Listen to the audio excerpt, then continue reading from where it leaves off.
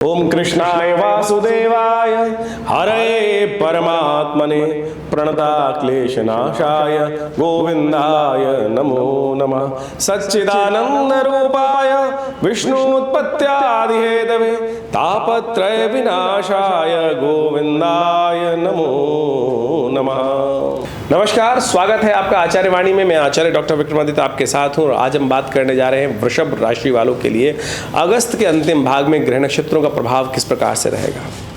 वृषभ राशि वालों, शुक्र प्रधान राशि वालों, आपकी राशि में बड़ा इंपॉर्टेंट परिवर्तन का योग बनने वाला है, बड़ा महत्वपूर्ण परिवर्तन का योग बनने वाला है अगस्त के अंतिम भाग में। इन दिनों बृहस्पति महाराज आपके लिए बड़े शुभ होकर बैठे हुए हैं, हर चीज़ को बैलेंस करने का योग बना रहे हैं, हर चीज़ में आपकी रक्षा करने का योग बना रहे हैं। चाहे आप वृषभ राशि वाले हैं, चाहे वृषभ लग्न वाले हैं, दोनों तरह से बृहस्पति महाराज ने कहीं ना कहीं देव कृपा आपकी राशि में उपस्थित कर रखी है, आपको समझना चाहिए। 25 अगस्त रविवार का अवसर, सप्तमी तिथि। सूर्य आपकी राशि के अनुसार से इस वक्त चतुर्थ भाव में चल रहे हैं और साथ साथ रविवार के दिन सप्तमी का योग बन गया है, तो सप्तमी तिथि और सूर्य का बहुत सुंदर संबंध माना जाता है।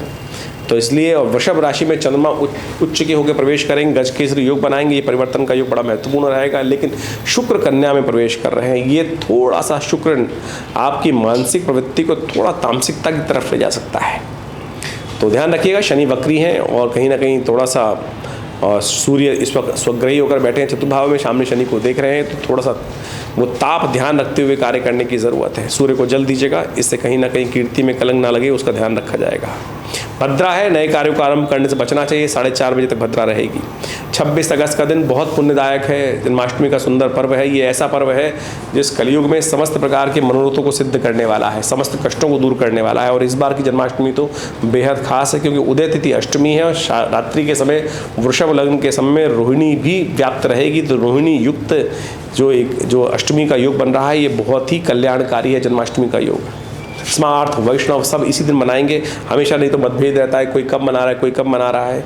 तो इस सब प्रकार से हर एक के लिए शुभ है। हमने देखा है कि ये ऐसा पर्व है, अनिष्ट ग्रहों का योग यदि कुंडली में बना हुआ है और इस दिन भगवान कृष्ण का यदि दूध इत्यादि से, दही इत्यादि से, घी इत्यादि से, पंचामृत इत्यादि से भगवान का सुंदर अभिषेक, पुरुषूत का पाठ करते हुए, ओम नमो भगवते वासुदेवाय का पाठ करते हुए कर लिया जाए तो पूरा वर्ष कल्याणमय जाता है। अनिष्ट ग्रहों का प्रभाव एक तरफ।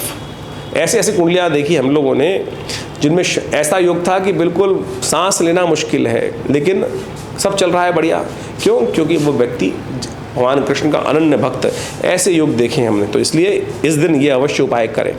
मंगल परिवर्तन की तरफ जा रहे हैं मिथुन राशि में। ये मंगल का परिवर्तन विशेष तौर पर बड़ा महत्वपूर्ण रहेगा। मंगल आपके द्वितीय भाव में जा रहे हैं और जो आपके लिए बड़ा अच्छा योग बनाएंगे, आपके अंदर शक्ति संचय देंगे। लेकिन मंगल इस बार बड़ा विचित्र योग बना रहे हैं दूसरी तरह से भी। भाद्रपद मास में जो आरंभ हुआ अगस्त के अंतिम काल में, उसमें विशेषतः 5 मंगल का योग बन रहा है। ये अशांति का योग है।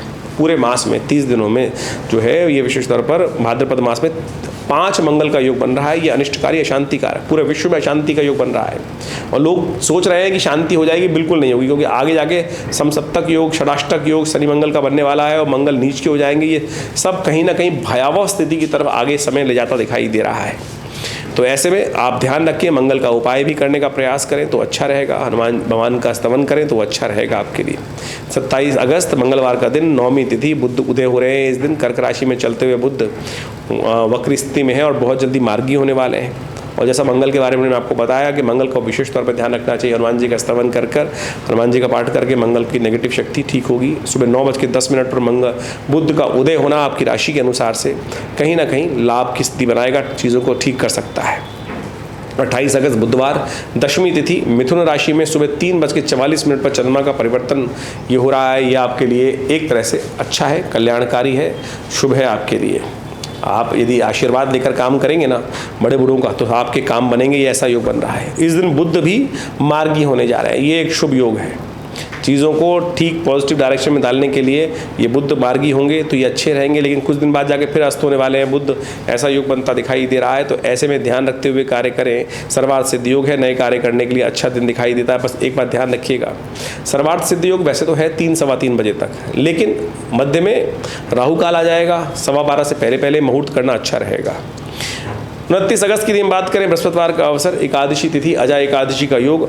अगस्त तारा उदय होने जा रहे हैं। और अगस्त उदय होने के लिए तुलसी बाबा कहते हैं उदित अगस्त पंत जल शोषा, यानी मार्ग में कहीं ना कहीं जो पानी भरे हैं और सूखने के अवसर बनने शुरू हो जाते हैं और धीरे धीरे मार्ग खुलने शुरू हो जाते हैं। लेकिन इससे पहले मंगल का परिवर्तन हो चुका है। मंगल मिथुन राशि में आकर वृष्टि कारक योग बनाते हैं। भारत में इस वक्त पूरे विश्व में देखिए कई जगहों में अतिवृष्टि हो रही है। और ये अतिवृष्टि जो है आगे बढ़ती दिखाई दे रही है। वृष्टि की तरह जल प्रलय के योग कई जगह बनते दिखाई दे रहे हैं आगे। अभी वृष्टि से आपको निजात नहीं मिलने वाली है। तो ऐसे में आपके लिए अच्छा ये है कि आप इस एकादशी का व्रत रखें, भगवान का पूजन करें। 30 अगस्त शुक्रवार का अवसर, द्वादशी तिथि, कर्क में उच्च स्वग्रही होने जा रहे हैं चंद्रमा। ये आपके लिए बड़ा अच्छा योग बन रहा है। ये आपके लिए बहुत सपोर्ट देने वाला ग्रह योग बन रहा है। 2-3 दिन में अच्छे सपोर्ट आपको मिलते दिखाई देंगे वृषभ राशि वालों। उस सपोर्ट को आपको लेते हुए आगे बढ़ने का प्रयास करना चाहिए। दोस्ती यारी में लोगों को सपोर्ट मिल सकता है। बहुत सारे कष्टों को दूर करने का परिवर्तन का समय मिलता दिखाई दे रहा है। नई जगहों से नया सपोर्ट मिल सकता है। गोवत्स द्वादशी भी बन रही है। गोवत्स द्वादशी के दिन गाय के बछड़े को गुड़ खिलाना, गाय के बछड़े का पूजन करना, ये सब प्रकार से आपके लिए शुक्र जो नेगेटिव इस वक्त हैं वो उनको ठीक करने के योग बना सकता है। 31 अगस्त की यदि हम बात करें, शनिवार का अवसर, त्रयोदशी तिथि है इस दिन। और शनिवार के दिन त्रयोदशी का योग बनना कृष्ण पक्ष के अंदर ये प्रदोष का योग बना देता है। शनि प्रदोष का योग ये बहुत शुभ योग होता है। कहा जाता है कि शनि को मनाएं सदा सुख पाएं। और शनि महाराज इन दिनों वक्री चल रहे हैं 15 नवंबर तक। और वृषभ राशि वालों के लिए बड़ी मुश्किल से 30 साल बाद ऐसे में आए हैं शनि महाराज। और ऐसे में परिवर्तन से बिल्कुल पहले वक्री होकर उन्होंने थोड़ा सा नेगेटिव प्रभाव जो उत्पन्न किया उसको ठीक करने का समय है। देव कृपा से सुनिए, 15 दिन के अंदर 2 बार शनि प्रदोष का योग बन चुका। ये शनि प्रदोष का योग जो है ये संपूर्ण अनिष्टों को दूर करता है शनि के। तो ऐसे में शनि के मंत्र का पाठ सबसे श्रेष्ठ तो ये है कि प्रदोष काल में भगवान शंकर का रुद्राभिषेक तेल के द्वारा या तिल के द्वारा किया जाए तो शनि प्रदोष में शनि के दोषों को शमन करने के लिए सुंदर रास्ता बन जाता है। ज्योतिष एक वैदिक विषय है। हम इस कार्यक्रम के माध्यम से आपके समक्ष वैदिक उपाय ही रखते हैं। समझे, वैदिक उपाय ही श्रेष्ठ हैं। ज्योतिष के अंदर पंचांग है जो पौराणिक मत से चलता है, उसके अंदर तिथि वार योग उपाय और साथ साथ जो मुहूर्त इत्यादि का निर्माण करके त्यौहार बनते हैं उनका वर्णन कहाँ मिलेगा? पुराण में मिलेगा। और उन पुराणिक में कालों में जो पुराणिक में जो महत्व बताया गया है वो विशेष तौर पर ऐसा है कि उन सब उपायों का वर्णन किया जाता है। ज्योतिष में कारण और निदान दोनों साथ साथ वर्णित हैं। कारण ग्रह नक्षत्रों के दृष्टिकोण से पता चलता है कि किस कारण से कष्ट आ रहा है, शुभ हो रहा है तो क्यों हो रहा है, अनिष्ट को ठीक करने के लिए कौन सा उपाय किया जाए तो वैदिक उपाय किया जाए। आजकल तथाकथित तौर पर कुछ बहुत सारे लोग ऐसे आ गए हैं जिनका ज्योतिष के पौराणिक मत से कोई लेना देना नहीं है। मत भ्रमित करने के लिए, दिग्भ्रमित करने के लिए लोगों को कुछ नई नई उठापटक की बातें जिनको सुनकर भी मन में आत्मग्लानि होती है कि ये क्या बता रहे हैं, किस प्रकार से बोल रहे हैं। लेकिन कुछ नया सुनने के चक्कर में जनता भेड़ चाल में उनके चक्कर में फंस जाती है। तो ऐसे में ध्यान रखें, हमारा इस कार्यक्रम के माध्यम से आप सबके समक्ष उस वैदिक ज्योतिष के गणित को जानते हुए पौराणिक मत से उनके सरलतम उपाय जो शास्त्र में बताए गए हैं, चाहे वो मंत्र जप है, चाहे वो यज्ञ है, चाहे वो दान है, चाहे वो औषधि है, उनके माध्यम से ही रास्ता निकलना चाहिए। वही सरल है, वही वास्तविक तौर पे कल्याणकारी है। तो इस बात को जितना समझेंगे उतना अच्छा रहेगा और लाभ के योग बनेंगे। तो हम सब आपके समक्ष ये सब बातें रख रहे हैं, कोशिश करें इनको अच्छे समझें तो अच्छा रहेगा आपके। देखिए, ज्योतिष विज्ञान ग्रह नक्षत्रों को गणनाओं को करने के उपरांत चीज़ों को सैद्धांतिक तौर पर समझने का प्रयास करता है। उसका प्रभाव व्यक्ति के जीवन में किस प्रकार का होने वाला है। सहस्त्रों वर्षों से ज्योतिष के जो सिद्धांत हैं वो वास्तविक तौर पर बड़े अद्भुत रूप से सत्य साबित होते हैं। देखिए, ज्योतिष एक बहुत वृहद विज्ञान है। यहाँ हम आपके समक्ष जो उपस्थित होते हैं केवल राशि के अनुसार से हम इस वार्ता को उपस्थित करने का प्रयास करते हैं। ज्योतिष में नक्षत्र के साथ भी विंशोत्तरी महादशाएं इत्यादि, आपकी जन्मपत्री, उसकी सहस्त्रों अलग अलग विभाग, उन सब पर यदि विवेचना पूरी तरह से की जाए तो बिल्कुल चमत्कारिक परिवर्तन को समझना बहुत आसानी से जीवन उस सत्य को समझा जा सकता है। तो यहाँ ज्योतिष में राशि विज्ञान के माध्यम से भी बहुत कुछ गोचर के दृष्टिकोण से बहुत कुछ समझ में आने के रास्ते बनते हैं। तो बहुत सारे लोग जो तथाकथित तौर पर इस बात को आक्षेपित करने का प्रयास करते हैं कि राशि के अनुसार से पूरे विश्व को विभाजित करना ठीक नहीं है। ऐसा नहीं है। राशि के अनुसार से गोचर को समझना बड़ा एक सीधा साधा सिद्धांत है और गोचर के प्रेडिक्शंस ज्योतिष में जब भी किए जाते हैं राशि के अनुसार से ही किए जाते हैं। हाँ, इसमें एक विवाद ये हो जाता है कि आपकी जन्मपत्री में कौन सा भाव सही ज़्यादा है, राशि वाला या लग्न वाला। उसमें जन्मपत्री देखने की आवश्यकता होती है कि जन्मपत्री में किस कारण से कौन सी चीज़ फलीभूत हो रही है, राशि या लग्न या सूर्य कुंडली या कौन से और कारकांश के इत्यादि बहुत सारी जो अलग अलग चार्ट बनते हैं उन सबको भी देखना परम आवश्यक होता है। ज्योतिष बहुत वृहद, जैसा हमने कहा, बहुत वृहद है, बहुत वृहद है। इसको इतनी छोटे से लेवल पर समझना या इन्वर्टेड कॉमास में बंद कर देना ये ठीक नहीं है, लेकिन इसको वृहद रूप से वर्णन किया जा सकता है बहुत बढ़िया तरीके से। नक्षत्रों के दृष्टिकोण से, नक्षत्र कौन सा ग्रह किस नक्षत्र के कौन से चरण में है, उन सब के द्वारा भी ज्योतिष को बहुत अच्छे से समझा जा सकता है। ये जो हमने आपके समक्ष राशि का पूरा व्याख्यान उपस्थित किया है, ये बिल्कुल गोचर के सिद्धांत पर सत्य है, और इसको समझते हुए यदि हम अपने जीवन को सही दिशा में देने का प्रयास करेंगे तो उससे बहुत बड़ी अद्भुत रूप से सहायता प्राप्त होने के योग बन जाते हैं। ज्योतिष के अंतर्गत विभिन्न उपायों को भी शास्त्र में बताया जाता है। हम इस चैनल के माध्यम से आपके समक्ष टोटकों से बचने के अलावा बहुत सारे जो पौराणिक उपाय हैं उनको ही बताने का प्रयास करते हैं। पंचांग यदि आप देखें तो नित्य प्रति उसके अंदर कोई ना कोई उत्सव, कोई ना कोई जो त्यौहार आता ही रहता है, और उन त्योहारों को हम सीधे साधे तरीके से ऐसा ना समझें कि वो केवल त्यौहार हैं। वो वास्तविक तौर पर ज्योतिष के सिद्धांतिक तौर पर पौराणिक मत के अनुसार से वो वास्तविक तौर पर वो चाबियाँ हैं कि जिनको आप यदि लगा लें तो घड़ी गाड़ी को आप आगे ले जा सकते हैं, बहुत सारी समस्याओं को दूर कर सकते हैं सीधी साधे तरीके से। आज हम बहुत सारे चैनल्स पे बहुत सारे व्यक्तियों को सुनते हैं, जगह जगह पर अनेक प्रकार के ऐसे उल्टे सीधे उपाय लोगों को बताने का प्रयास करते हैं कि मतलब बड़ा विचित्र लगता है कि क्या इसमें पौराणिक मत है या ज्योतिष का मत है या नहीं भी है।